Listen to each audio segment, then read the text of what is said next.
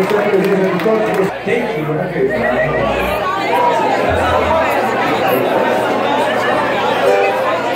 aí, ó, pra galera do skate, aqui é uma música que eu fiz pro Anjinho. Cadê o Anjinho? Anjinho cachorro não veio hoje, né? História é quase verídica aí, ó. Bora lá. A música chama Pegar Alemão. That's our hometown. I did for a friend of mine. Almost a true story. Vamos lá.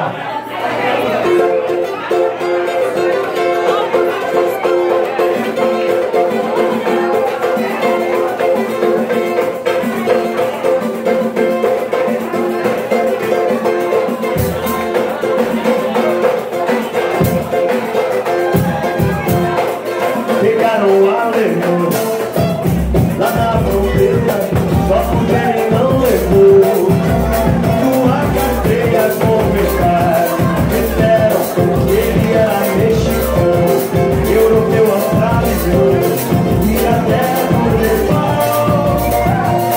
Alemão, você pagou muita bobeira ao passar pela fronteira gritando: ai, cabrão! Essa história até parece brincadeira, mas naquela quarta-feira o alemão que deu mal. Depois do carro, deu a miséria pra tentar fazer o teste, dependendo do navio. O alemão, você sabe que pesar, até que pegando é fácil, este plano genial. Agora fica aí quem roda isso, assistindo o mundo inteiro e esquecendo que começou tudo. Pegaram o alemão lá na fronteira, só porque ele não levou sua carteira com escada. Disseram que ele era mexicano, europeu, australiano e até do Nepal. Alemão, você baixou na fronteira, ao passar pela fronteira, gritando: para, cabrão! Essa história parece brincadeira, mas naquela quarta-feira o alemão que deu mal. Depois do carro, ela a presença pra tentar fazer o teste, dependendo do Brasil.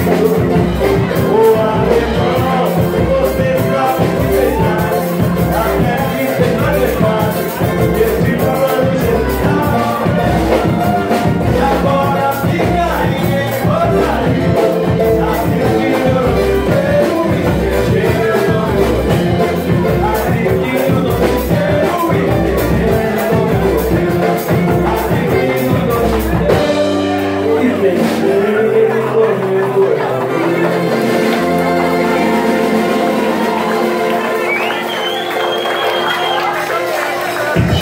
Aí, essa é uma história quase verídica.